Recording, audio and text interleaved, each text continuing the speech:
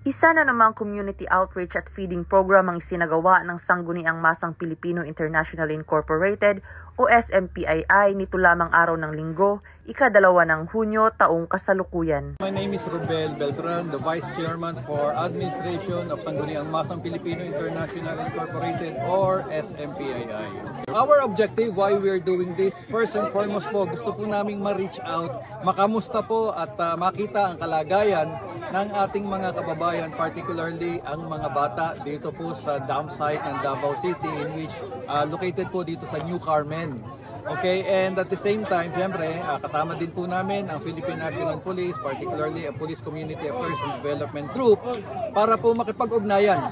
Sa pagkakataong ito, naging benepisyaryo ng kanilang organisasyon ng mga residente ng Purok 8, New Carmen, Davao City. Sa aktibo namang pakikipagtulungan ng MAA Police Station sa pangunguna ni Police Major Kevin Ludi Garing, Officer in Charge at Regional Police Community Affairs and Development Unit 11, ay nakapaghandog ang naturang aktibidad hindi lamang ng masustansyang pagkain, kung hindi pati na rin libreng check-up, gamot at mga bitamina.